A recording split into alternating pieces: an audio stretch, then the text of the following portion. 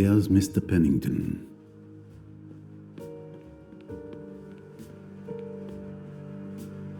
Mr. Pennington, didn't you hear a gunshot? I've been thinking about it, yes. I may have. Someone was shot? Mrs. Otterbourne. She's dead. Mrs. Otterbourne? Who on earth would want to shoot that harmless old lady? Someone who brought a gun aboard. It's your pistol that killed Mrs. Otterbourne. My pistol? Really? Is that an accusation? I haven't moved since the last time we spoke. And anyway, everyone knew I kept a gun in my cabin. I mentioned it at dinner. It's true. He showed his gun to Mr. Hayashi last night at the restaurant. Everyone saw it and could have stolen it from his cabin, especially since it wasn't particularly well hidden. Besides, why would I want to kill her?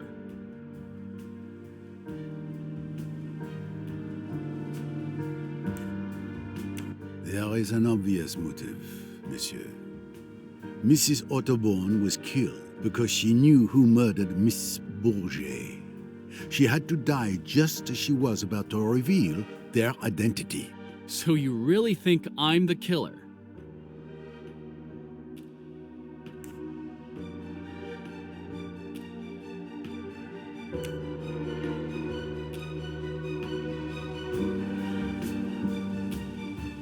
I admit, it would be a pleasure to solve this mystery by accusing you.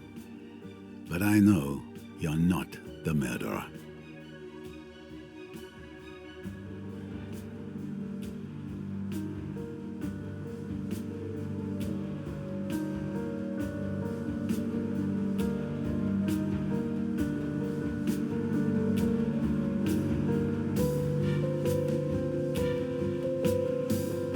Mr. Ferguson was at the end of the deck, near the lounge. Either he saw no one or he's lying. And then he's our murderer, which logically means it's not you. And if he's telling the truth, it proves you didn't leave the lounge. Either way, his testimony clears you. At last, some sanity. Since you're not the police, would you kindly let me have my pistol back? I suggest you take better care of it. And do not be so very pleased with yourself, monsieur. You and I are not done yet.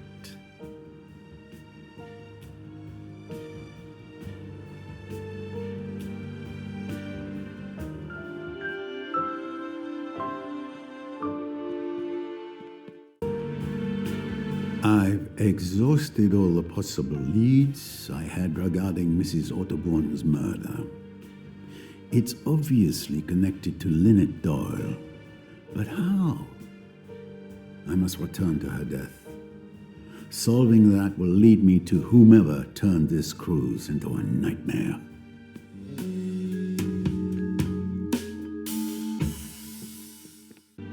With all these tragedies, I have not had a single moment to reflect calmly. I must revisit details, and I know of a good place to start. Tim Allerton gave me a piece of information that seemed trivial to him, but awakened my little grey cells. But before I could investigate, we were interrupted by the death of Miss Bourget.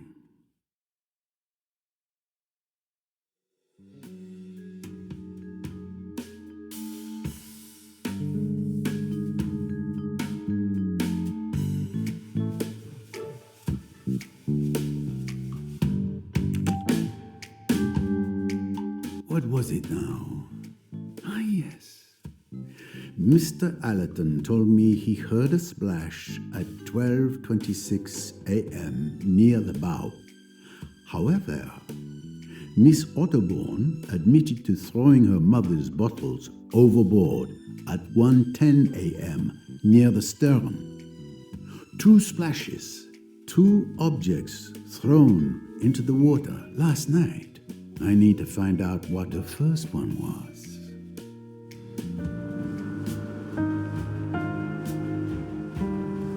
I'm so very sorry, mademoiselle. She's completely in shock. Take good care of her, young man.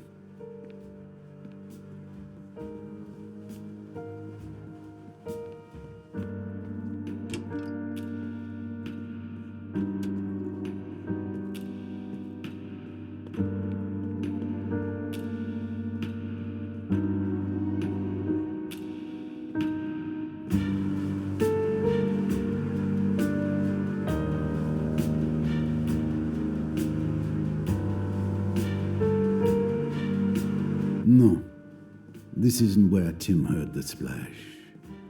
It was on the starboard side, near the bow. The starboard side of the ship, Poirot. The bow. The splash was on the right-hand side, at the front.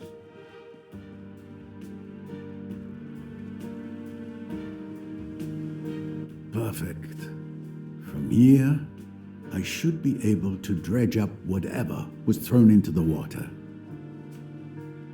Here you go, sir. I've brought what's needed to dredge the bottom, as you requested. Thank you very much. Let's get to work. We shouldn't waste any time. I'll guide you.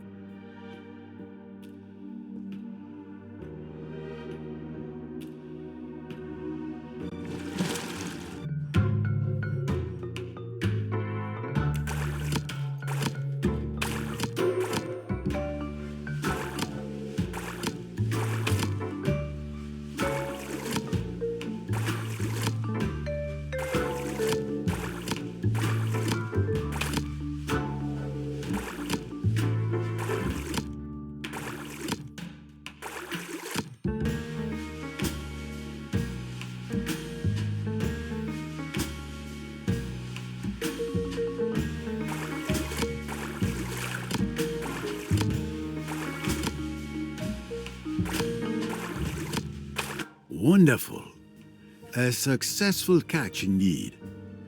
Let's see what treasures you found for us. A can. It must have been down there for years. A worn shoe, falling to pieces. It served some foot well. A Morse code bracelet. What an odd place to find such a thing. A plastic bottle, thoughtfully tossed overboard by a tourist, no doubt. This color, it has a hole with burn marks on the edges. This handkerchief is quite ordinary, not expensive. It's stained red. Blood? No. After a night at the bottom of the Nile, the color should have faded. But the stain is still bright red, as if it were just made. It looks more like red ink. Ah, there you are, the infamous revolver of Miss de Bellefort, and the presumed murder weapon. 3 bullets are missing. 3?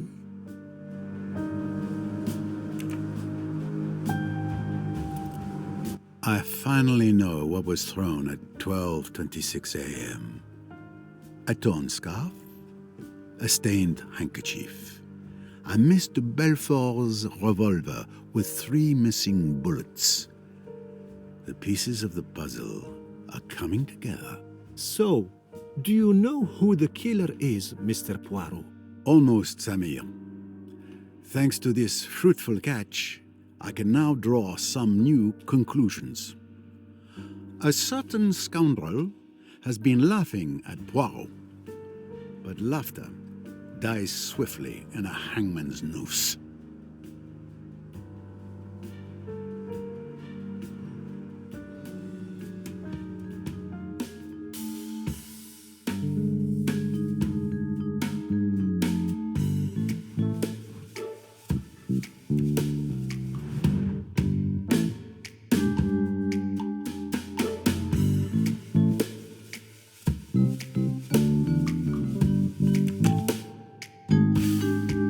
This scarf belongs to Miss Fanchula. It disappeared from the lounge the night before Mrs. Doyle's murder.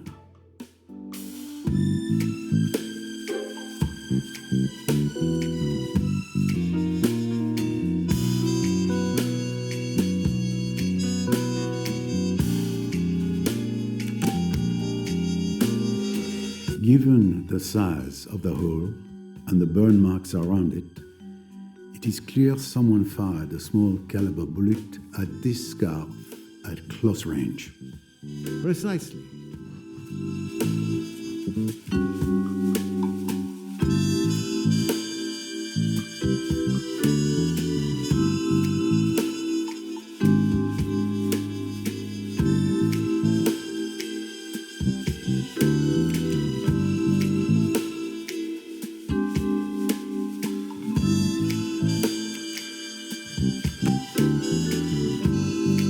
According to witness testimonies and my analysis of the crime scene, there were only 2 shots that night. The one fired by Miss de Bellefort, which wounded Simon Doyle, and the one that killed Linnet Doyle. Excellent.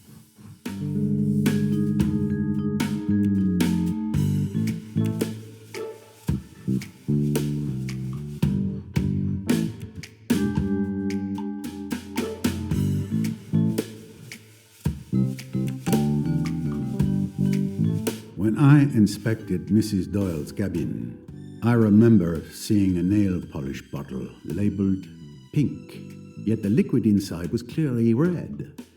The contents of that bottle deserves a closer look. Who is...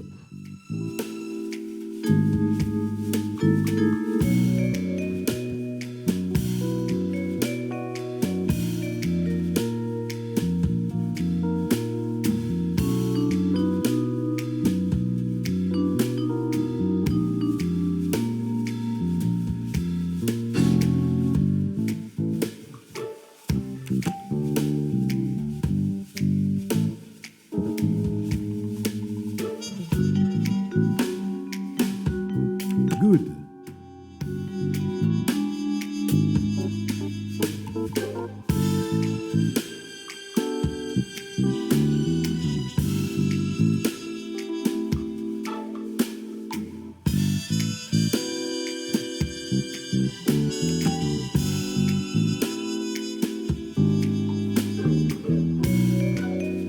Impressive.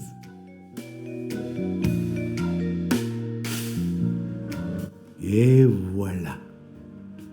I now have all the facts I need to reconstruct the events of the night Linnet Doyle was murdered.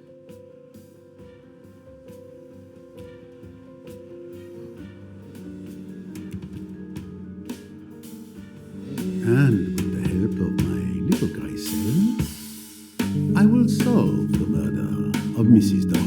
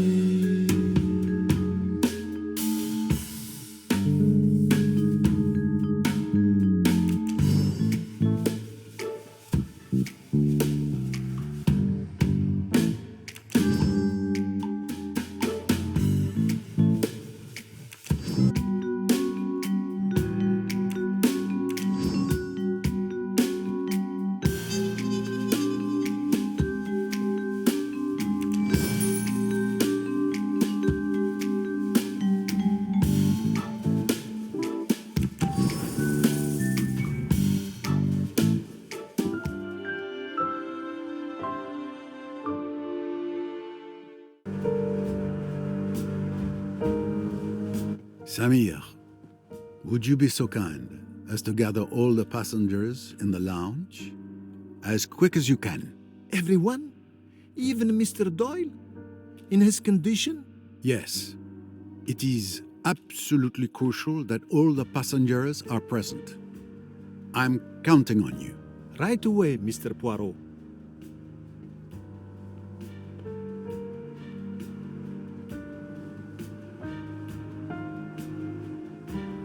Miss Royce, finally here you are. We were starting to worry. Good evening, Captain. Is there somewhere secure where we can lock up Mr. Riquetti? Mr. Riquetti? So he's the murderer? He was always so polite. I haven't killed anyone on this stupid boat. Contact the authorities. She kidnapped me. He's a professional hitman, extremely dangerous. He killed my partner. I understand. I am very sorry. Let me think. You understand we've already got the ship's mechanic locked up. Well, I suppose the second storeroom in the hold should do. Do you have a key? Yes, of course. But this is supposed to be a pleasure boat, not a present ship.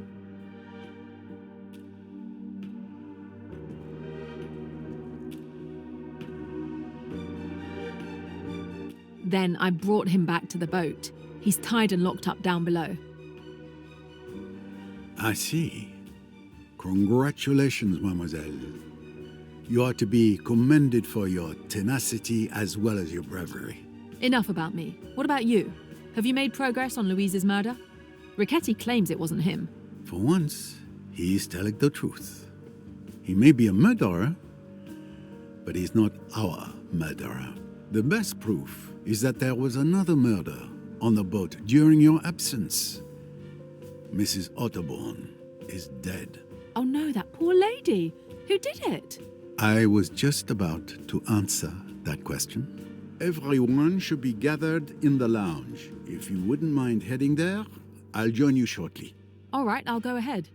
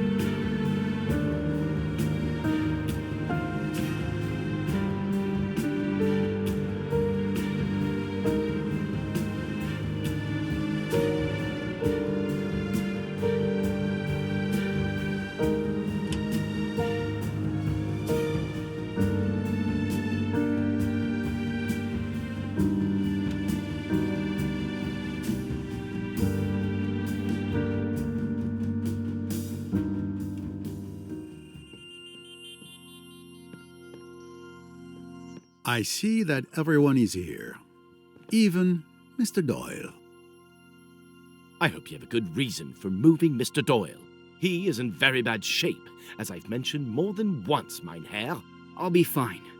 I want to hear what Mr. Poirot has discovered about Linnet's murder. Thank you, monsieur. Now then, when we first began our investigation, we had two hypotheses. The first was that the murder was not premeditated. The killer witnesses the scene between Miss de Bellefort and Mr. Doyle, waits for everyone to leave the lounge, grabs the revolver, that was under the chair and shoots Linnet Doyle. The second hypothesis was that the murder had been meticulously premeditated. Correct, Miss Royce? Correct. Very quickly, we were able to eliminate one of these two hypotheses.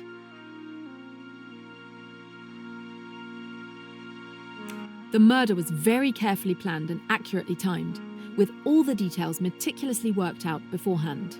Even to the drugging of my bottle of wine on the night in question. Let us explore the elements that support this hypothesis.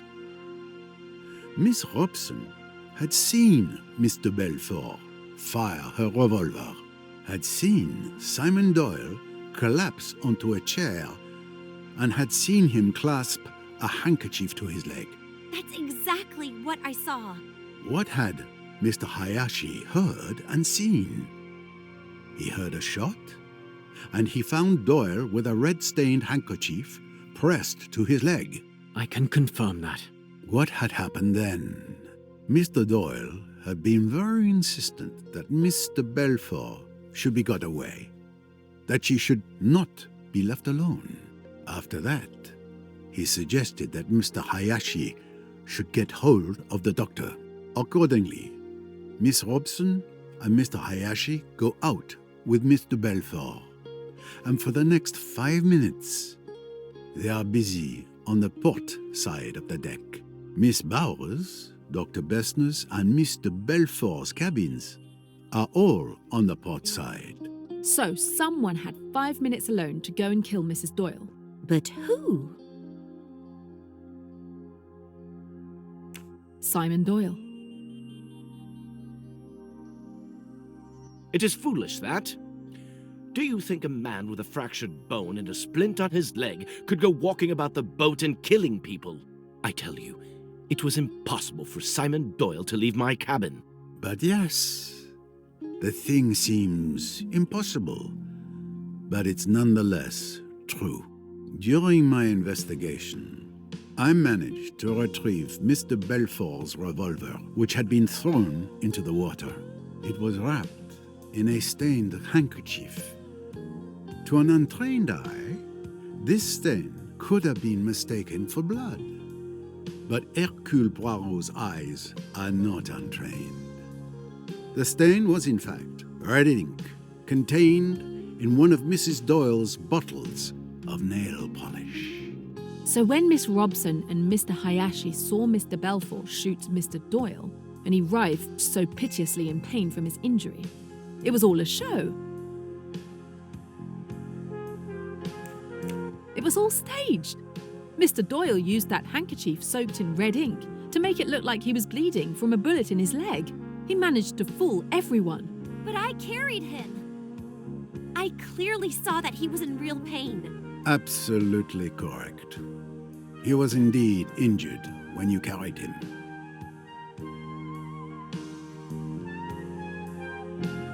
But you just said that... Patience, if you please. We're getting to the boldest part of this plan. As I mentioned earlier, after Mr. Bellefort fired her shot, Mr. Doyle insisted that Miss Robson and Mr. Hayashi remove her from the lounge. Now he is alone. 2 minutes are all that Simon Doyle needs. He picks up the pistol from under the sofa, runs like a hare silently along the starboard deck, enters his wife's cabin, creeps up to her as she lies asleep, shoots her through the head, puts the bottle that has contained the red ink away, and runs back. But what does he do next? He sits back down in his chair and shoots himself in the leg. That is the moment when he's truly injured. But what about the gunshot? We should have heard it, just like the first one. I even heard a splash in the water, which makes far less noise. Well observed, my young friend. Mr. Doyle used an object to muffle the sound of the gunshot.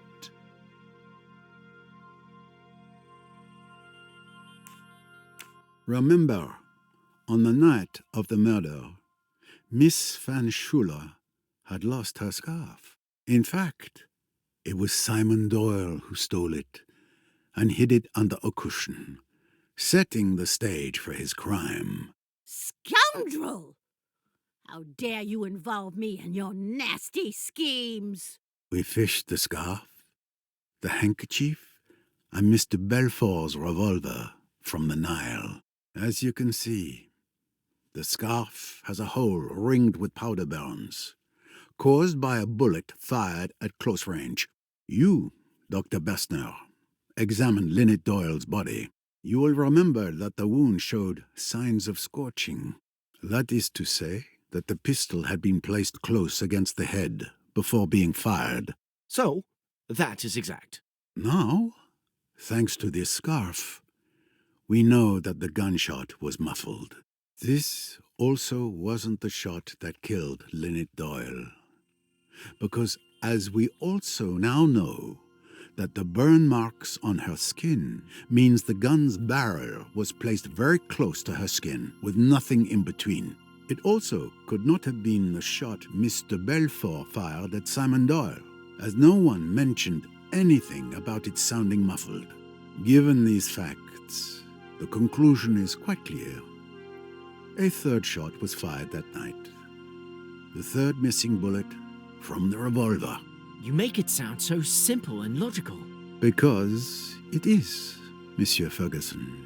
Miss Van Schuler's scarf was used to muffle the sound of the gunshot when Mr. Doyle shot himself in the leg. But that's not the end of the revolver's journey. Mr. Doyle wrapped the revolver in the stained handkerchief, then put everything in the scarf and tossed the bundle out the window into the Nile. And that's the splash I heard. Exactly, Mr. Allerton. It required very precise timing, but Monsieur Doyle acted coldly and swiftly, just as he did when he murdered his wife.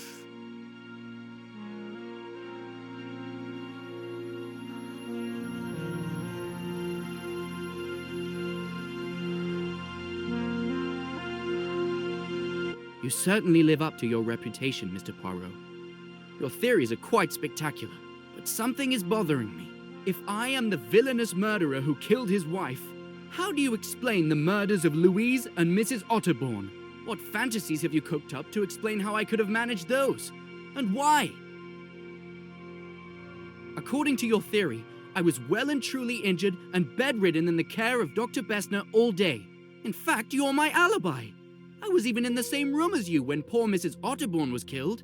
You're absolutely right, Mr. Doyle.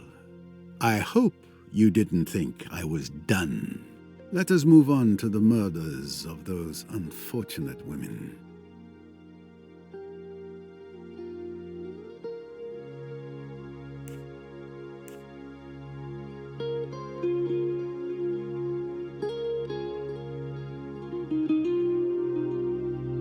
You couldn't have killed Miss Bourget and Mrs. Otterbourne, Mr. Doyle. But you're not entirely innocent of their deaths either. Remember when Louise came to testify? When I asked her if she had seen anything the previous night, she gave this curious answer. Naturally, if I had been unable to sleep, if I had mounted the stairs, then perhaps I might have seen this assassin, this monster, enter or leave Madame's cabin. Now, what exactly did that tell us? Miss Bourget lied when she said she saw nothing. She had indeed seen the murderer, Mr. Doyle, enter Linnet's cabin. But instead of coming to me, she preferred to profit from her knowledge. She tried to blackmail Mr. Doyle. She sent her carefully worded message, and he responded, "You'll be quite all right. I'll look after you." Secret codes now? Really? Ridiculous. And you're still not answering my question. How could I have killed Louise in the saloon when I could barely walk? It's very simple. If you didn't kill Louise Bourget, then you must have had an accomplice.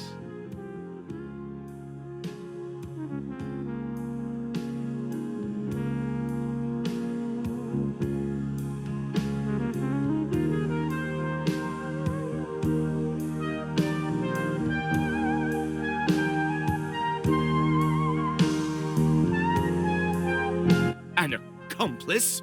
Are you accusing me?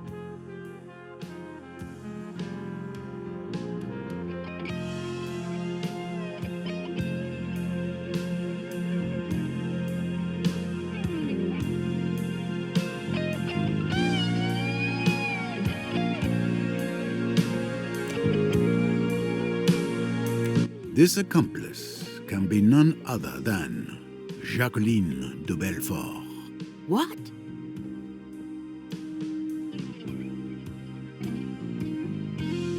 I beg your pardon? You're insane! As I say, it was a very cleverly planned and well thought out piece of work. It could not be chance that Simon Doyle had a bottle of red ink in his pocket. No, it must be design. It was not chance that he had a plain, unmarked handkerchief with him. It was not chance that Jacqueline de Bellefort's foot kicked the pistol under the settee, where it would be out of sight and unremembered until later. So you truly believe that Miss de Bellefort and Mr. Doyle are accomplices? Certainly, the two halves of the murderer. What gave Simon his alibi?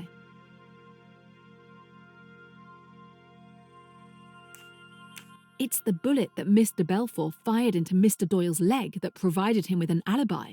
Even if left alone, he wouldn't have been able to crawl to his wife's cabin to kill her. But Miss de Bellefort didn't actually hit Mr. Doyle with that shot. He pretended to be injured, so crawling wasn't necessary. Now let's move on to the shooter. What gives Jacqueline de Bellefort her alibi?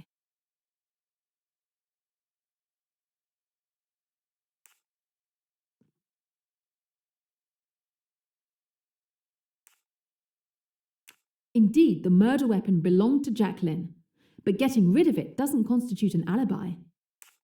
Mr. Doyle was insistent that Miss de Bellefort was never to be left alone from the moment of the gunshot until this morning. That gave her a rock-solid alibi for the murder of Mrs. Doyle. There, between the two of them, you get all the qualities you require.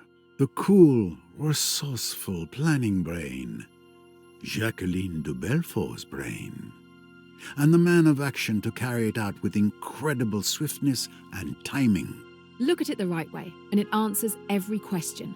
Simon Doyle and Jacqueline had been lovers. Realize that they are still lovers, and it is all clear. Simon does away with his rich wife, inherits her money, and in due course will marry his old love. It was all very ingenious. The persecution of Mrs. Doyle by Jacqueline, all part of the plan. Simon's pretended rage. Then one night, on this boat, I thought I heard Simon and Linnet outside my cabin. He was saying, "We've got to go through with it now." It was Doyle, all right, but it was to Jacqueline he was speaking. The final drama was perfectly planned and timed. There was a sleeping draught for me, in case I might put an inconvenient finger in the pie. There was the selection of Miss Robson as a witness, the working up of the scene, Miss de Bellefort's exaggerated remorse and frenzies. She made a good deal of noise in case the shot should be heard. In truth, it was an extraordinarily clever idea. Jacqueline says she shot Doyle. Miss Robson says so. Mr. Hayashi says so. And when Simon's leg is examined, he has indeed been shot. It looks unanswerable. For both of them, there is a perfect alibi. At the cost, it is true, of a certain amount of pain and risk to Simon Doyle. But it is necessary that his wound should definitely disable him. But then, the plan goes wrong. Someone sees Mr. Doyle enter his wife's cabin.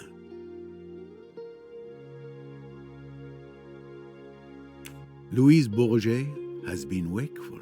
She has come up the stairway, and she has seen Simon Doyle run along to his wife's cabin and come back. So she makes her greedy bid for hush money and, in so doing, signs her death warrant. But Mr. Doyle couldn't have killed her. No. The other partner did that murder. As soon as he could, Simon Doyle asks to see Jacqueline.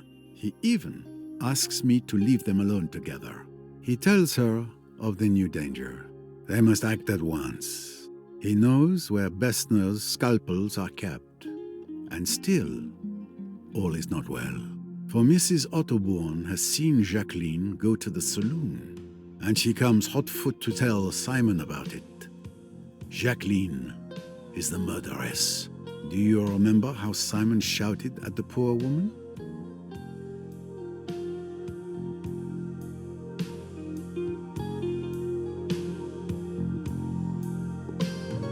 Nerves, we thought. But the door was open, and he was trying to convey the danger to his accomplice. She heard, and she acted like lightning.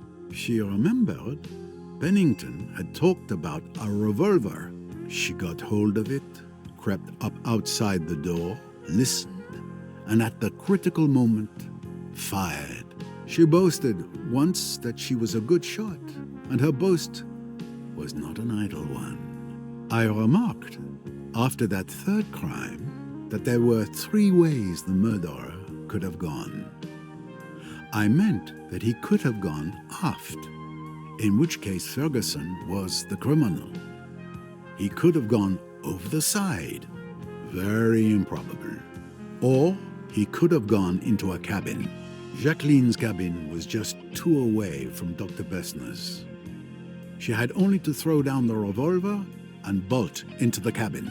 It was risky, but it was the only possible chance.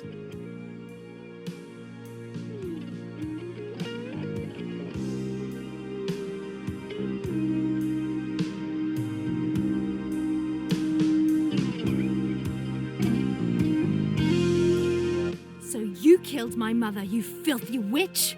Rosalie, no. I understand, but attacking her isn't the answer.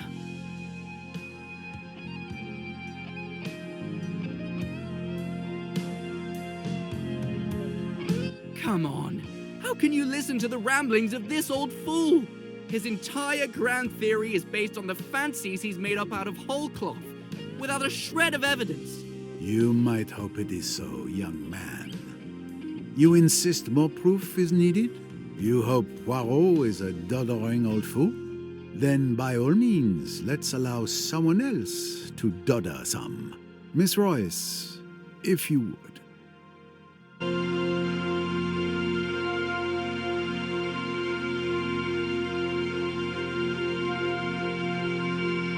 With pleasure. The irrefutable proof is tiny, but look here. You can see that the wood is damaged, and the bullet that caused it is still lodged in the hole. I'm sure forensics will prove that it's a .22 caliber cartridge fired from the murder weapon. This is the bullet Mr. Bellefort shot at Simon Doyle. It ended up in the wall, not in his leg.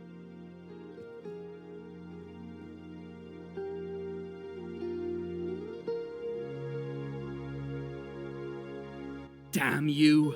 Damn you both. Our plan was perfect. It took 2 meddling detectives to work it out. Jackie and I were going to be rich and happy. We deserved it. And we derived the penalty for our failure. Simon, darling, let me speak. You were too clever for us, Mr. Poirot. That night, at R1, you told me not to open my heart to evil. Did you realize then what was in my mind? I only knew that what I said was true. It was true I could have stopped then, you know. I nearly did. I could have told Simon that I wouldn't go on with it. But then perhaps... Would you like to hear about it? From the beginning? If you care to tell me, mademoiselle. It was all very simple, really. You see, Simon and I loved each other. And for you, love would have been enough. But not for him. You might put it that way, perhaps. Simon always wanted money so dreadfully, and all the same, he never tried to marry anybody rich and horrid. He wasn't that sort. And then we met. Our love was obvious from the first glance. We were broke, but we wanted to get married. There we were, up against it. And then I thought of Linnet. It might make all the difference to me and Simon if she'd give him a job. It was about then that you saw us that night at Chez ma tante. You know, Mr. Poirot, I loved Linnet, really I did. She was my best friend, and I never dreamed that anything would ever come between us. But she went all out to get Simon away from me. I don't think she even hesitated for more than about a minute. I was her friend, but she didn't care. She just went bald-headed for Simon. That's why I'm not really sorry about her, even now. And Simon didn't care a damn about her. But he did like the thought of her money. Of course I saw that. And at last I suggested to him that it might be a good thing if he got rid of me and married Linnet. But he scouted the idea. He said, money or no money, it would be hell to be married to her. He said his idea of having money was to have it himself. He talked about it a good deal one way and another, about how convenient it would be if Linnet died. I said it was an awful idea, and then he shut up about it. After a bit, I saw that he'd made up his mind, and I was terrified. Simply terrified. Because you see, I realized that he'd never pull it off. He'd have no kind of subtlety about it. And he's got no imagination. So I had to come into it too, to look after him. I thought and I thought, trying to work out a plan. It seemed to me that the basis of the idea ought to be a kind of two-handed alibi. You know, Simon and I could somehow or other give evidence against each other, but actually that evidence would clear us of everything. It would be easy enough for me to pretend to hate Simon. It was quite a likely thing to happen under the circumstances. Then, if Linnet was killed, I should probably be suspected. So it would be better if I was suspected right away. We worked out details little by little. Even then, Simon went and wrote a J in blood, which was a silly, melodramatic thing to do. It's just the sort of thing he would think of. But it all went off fine. And then there was Louise. Yes. It was not your fault that Louise Bourget could not sleep that night. That miserable Frenchwoman tried to blackmail us. I pretended to grovel. I took her all the money we could get hold of. And then, when she was counting the money, I did it. It was quite easy. That's what's so horribly frightening about it. It's so terribly easy. And even then, we weren't safe. Mrs. Otterbourne had seen me. I'd no time to think. I just acted like a flash. It was almost exciting. Love can be a very frightening thing. That is why most great love stories are tragedies. Don't mind so much for me, Monsieur Poirot. After all, I've always lived hard, you know. Jackie, I ruined everything. I'm sorry for it all, my love. If I had known all this before, It's all right, Simon. A fool's game, and we've lost. That's all. Look out! She took my gun! Adieu, mon amour.